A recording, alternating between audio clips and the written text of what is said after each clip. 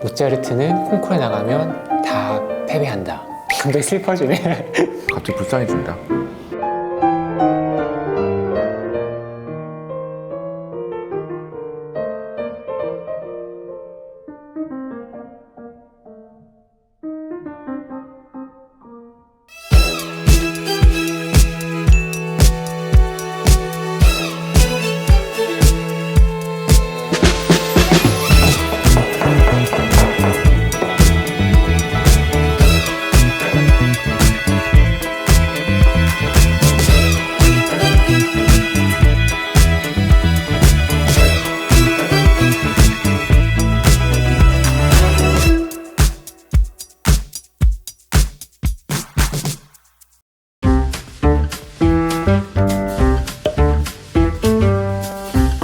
안녕하세요. 오늘도 수정 시즌 4의 MC 지휘자 지중배입니다. 무대 위에 시인이 있다면 이런 사람이 있지 않을까 생각되는 한 피아니스트를 모셨는데 제 친구기도 하고 저도 이 친구의 연주를 라디오에서 처음 듣고 정말로 음악으로서 글을 만들어내고 시를 그려내는구나 했던 친구였습니다.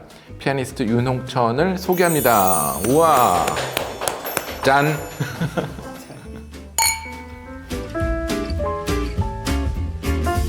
약간 취기가 벌써 도는 것 같아. 좋아, 아주 좋아요. 우리가 밥을 먹은 건 처음인 것 같아. 우리가 처음 만났을 때. 처음 만났을 때 10여 년 전에, 그리고 나서 우리가 협연 같이 하고 그때도 밥은 안 먹었지. 그냥 리허설 때 만나고. 어쨌든 뭐 일단은 식사를 한번 하고 배가 고프니까. 처음에 유학은 어느 나라로 갔던 거야? 처음에는 미국을 갔지, 고등학교 때. 그러니까 처음에 중학교 2학년 때 유학을 가서 고등학교를 마치고 독일로 가서 독일 하노버인데 6년, 그러니까 하노버에 6년 살다가 이탈리아에 있는 피아노 아카데미 거기에 다녔는데 그때도 독일에서 살면서 언제 왔다 갔다. 뭐 이탈리아에는 그 유명한 선생님 있어가지고 왔다 갔다 했던 거야. 거기가 그 꼬모 피아노 아카데미라고 피아노 하는 친구들 많이 알 텐데 어떤 학원 같은 의미인데 그냥 이렇게 돈이 되게 많으신 분이 피아노를 되게 좋아하셔가지고 후원을 해서 처음에 생겼는데 처음에는 뭐 이탈리아 꼬모라는 그 호수가 되게 여행지로 유명하고 뭐 좋은 집도 많고 그런데 조지 클루니가 거기 살잖아. 맞아. 그 조지 클루니 근처에 있는 집을 사셨어. 그래서 자기 부인 이름을 해가지고 이제 빌라 뭐 페트라라고 해가지고 해서 했는데 학생이 이제 8명을 받아서 학생이 다 연습실도 따로 있고 막 스튜디오에 뛰고 그랬대.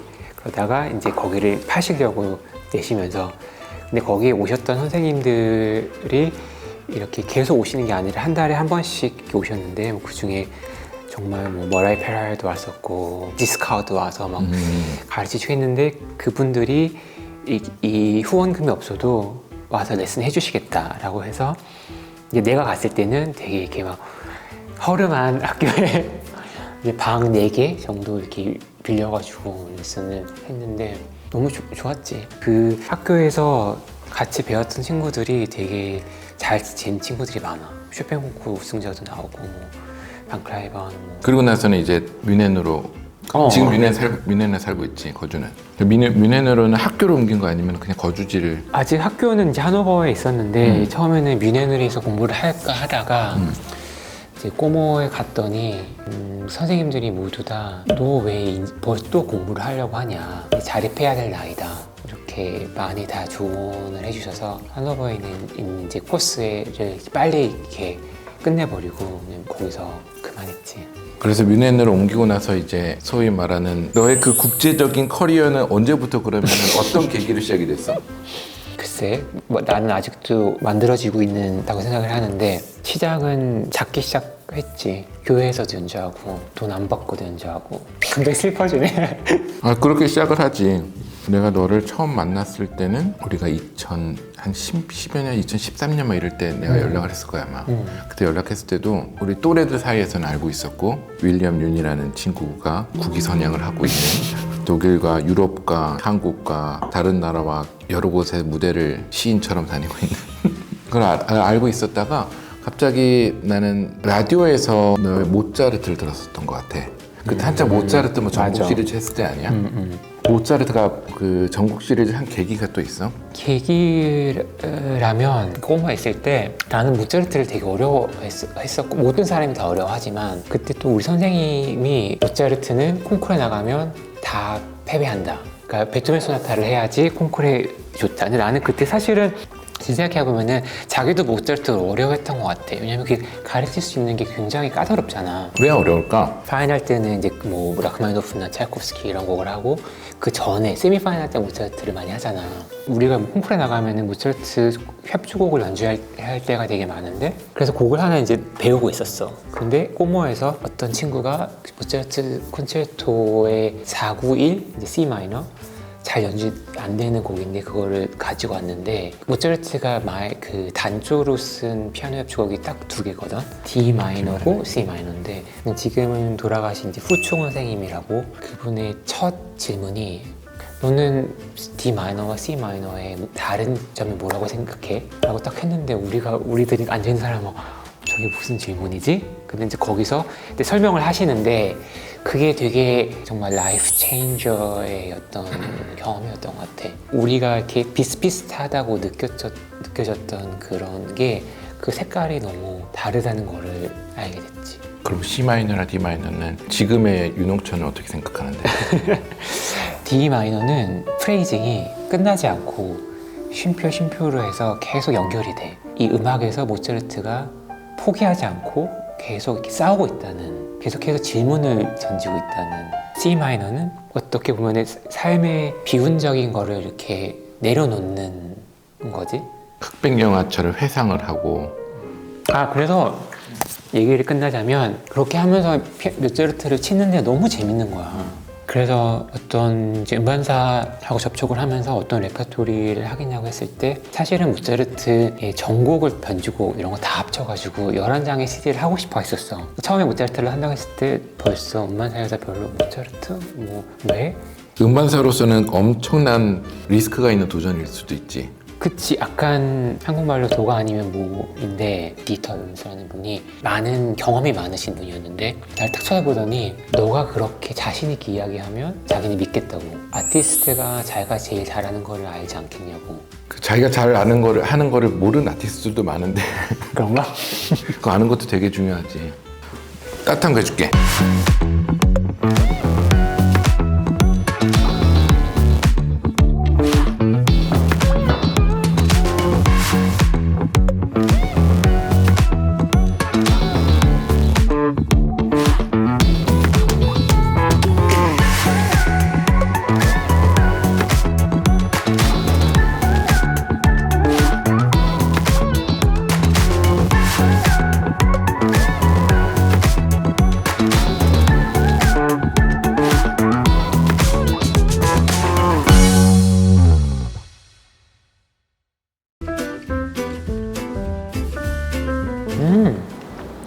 내가 너를 처음 접했던 거는 그때 이제 10여 년 전에 모차르트 연주 라디오에서 듣고 그 다음 시즌에 협연자를 찾고 있었던 거야. 드보르작 피아노 협주곡이었잖아. 그래서 그 곡을 너무 하고 싶었는데 마침 그 내가 2악장에서 꿈꿔왔던 그 세상을 라디오에서 막 흘러나오는 거야.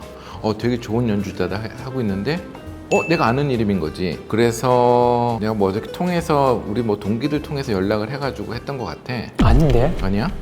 트리어 극장의 어떤 한국 지휘자가 너를 만나고 정하겠다고 그래가지고 지중배라는 지휘자가 누구지? 하고 했는데 그때 너하고 연주했던 바이올리니스트가 나한테 그 지휘 되게 잘한다고. 그래서 날짜를 딱 정해가지고 그때 우리가 뮤니에 커피숍에서 만났는데 그때 그 말투와 사과 파이를 먹었던 것도 기억이 나. 그런 것도 기억해?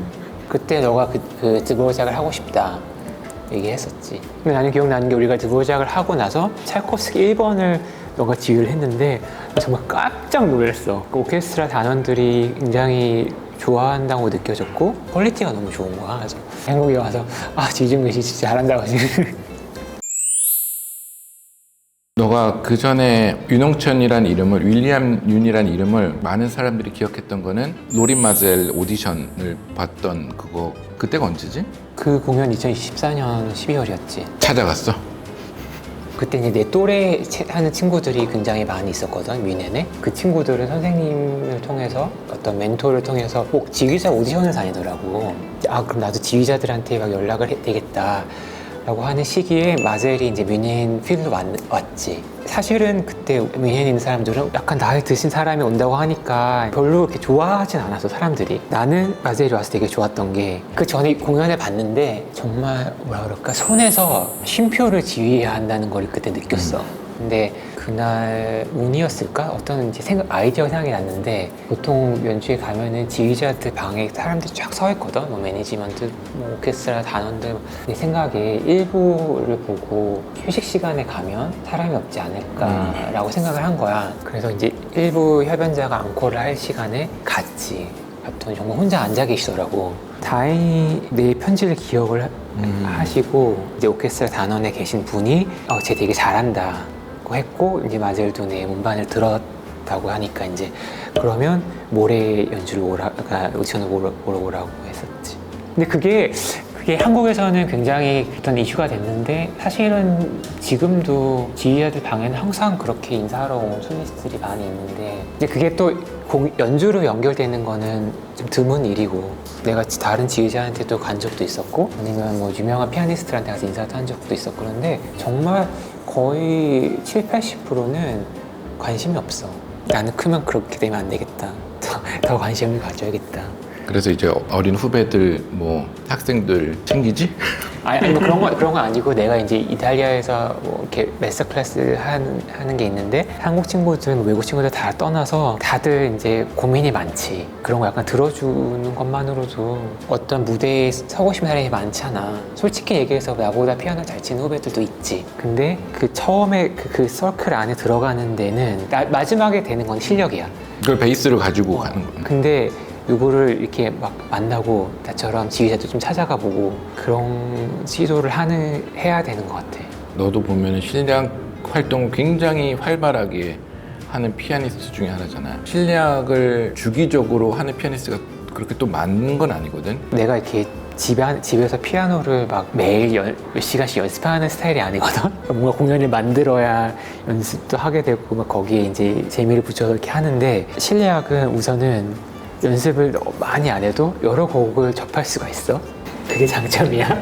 내가 듣지 않았던 어떤 소리를 듣게 되는 거, 그게 또 다른 장점이고, 피아노는 이렇게 하모니가 있기 때문에 굉장히 이렇게 수직적으로 들을 때가 많거든. 근데 다른 악기는 모든 악기가 다 수직이 아니라 수평으로 멜로디를 하잖아. 그 음과 음 사이의 어떤 뉘앙스 변하는 그런 색깔들 뭐 이런 거에 대한 고민 되게 많이 하거든. 우선 친구들과 연주하니까 또 재밌고, 내가 실력을 잘 하긴 하지만 또 반주자처럼 연주하진 않으니까 같이 하는 친구들이 그러면 우리 한번 듀오도 해보자. 연주하시는 분들이 다음에 독주를 와줬으면 좋겠다.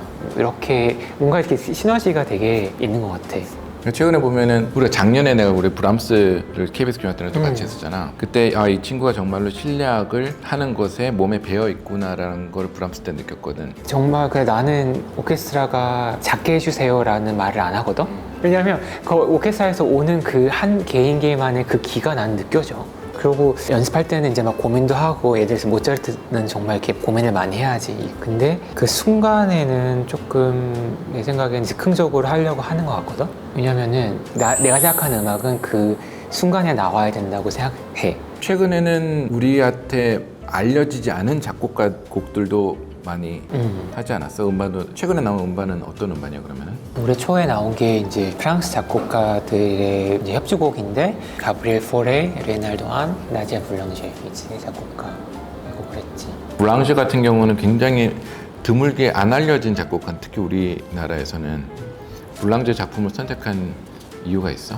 예전에 이제 솔로곡 중에 그 나디아 불랑시의 곡이 굉장히 로맨틱해. 이분은 누구지? 라고 해서 이제 이렇게 찾게 되다가 피아노 콘체르토가 있다는 거를 봤고, 되게 특별한 사람인 것 같아. 그 사람이 쓴 이렇게 편지나 이렇게 그런 구절들을 보면 내가 생각하고 있는 그런 음악가의 모습, 그 콘체르토도 어떤 사랑하는 사람을 위해서 이렇게 쓴 거고, 아니 이렇게 이 시대에 막 이렇게 로맨틱한 곡을 쓰셨어?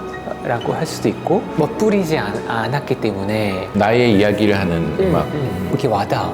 또 새로운 작곡가를 요즘에 또 탐구하고 있지 않아? 글쎄 요즘에는 약간 바흐를 좋아하는 것 같아. 요즘에 기차 타면은 이렇게 순환곡을 들어. 예전에는 바하가 되게 재미없다고 생각했는데 이 기쁨과 슬픔이 존재할 때 정말 기쁨이라는 게 이건 건가? 그러니까 슈베르트도 그렇고 모차르트도 그렇고 그게 항상 색이 섞여 있거든? 근데 바흐는 너무 순수한 그런 게 있어.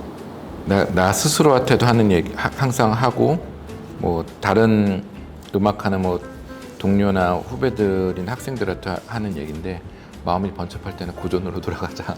항상 돌아가면 바흐야. 내가 작년에 또 볼베르트 연주를 많이 연주할 때가 일이 있었는데 치면서 굉장히 이렇게 내가 생각해야 되는 그 레이어가 겹이 되게 많거든.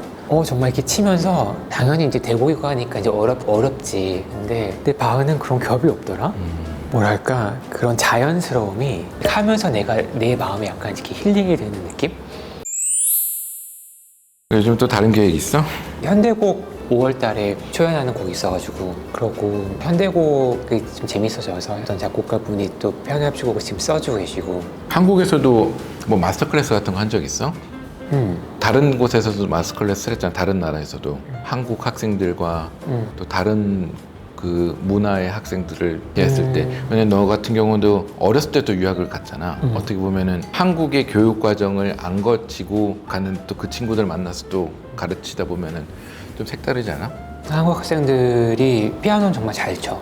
근데 우선은 피아노를 즐기면서 치는 것 같지 않고 그리고 자기 아이디어가 좀 부족해. 그거는 어떤 생각을 하고 그렇게 한 거야? 그러면은 선생님이 그렇게 하라고 했어요 라고 할 때가 되게 많더라. 약간 접하기 쉬운 곡을 하면 괜찮은데 약간 따라 할 수 있으니까. 근데 바흐나 모차르트처럼 악보에도 많이 안 써져 있고 나의 음악을 내가 좀 해야 될 때는 별로 생각이 없이 할 때가 많더라고.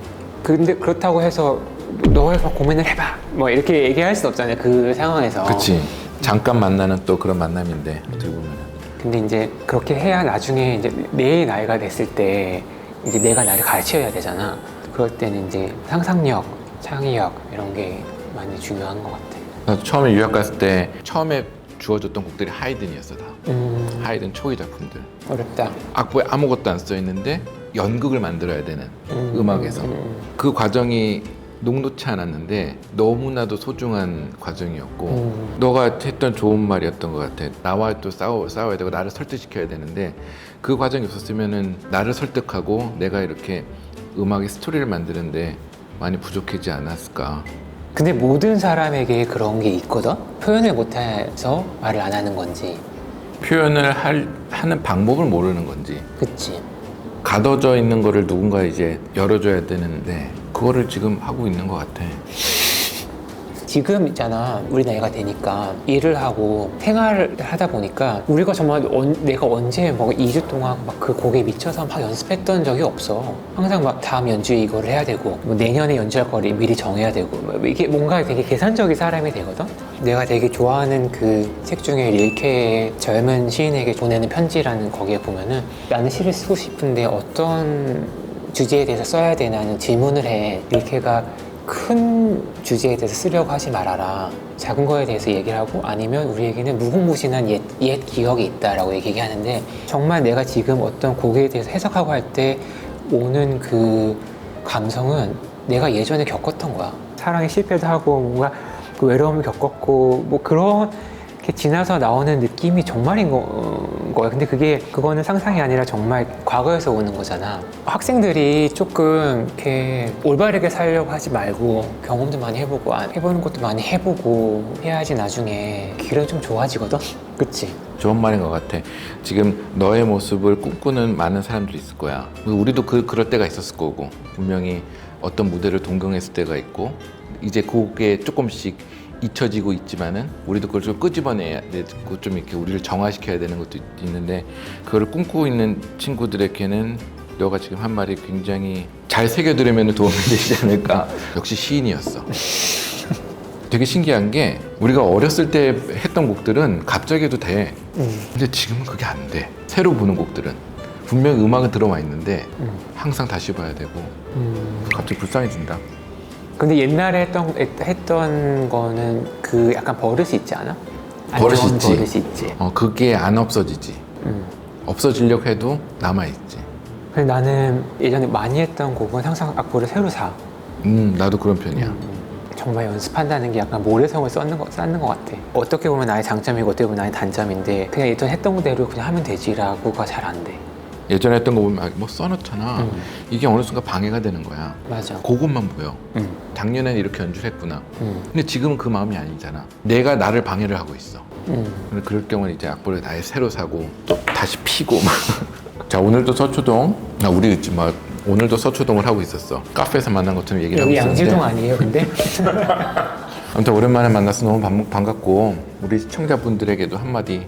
오늘도 서초동 시청자분들 2025년에도 늘 행복하시고 또 음악으로서 생활이 더 풍요로워지시는 아주 즐거운 한 해가 됐으면 좋겠고 어려운 일들이 많았고 늘 있겠지만 음악을 통해서 위로를 받으셨으면 좋겠습니다.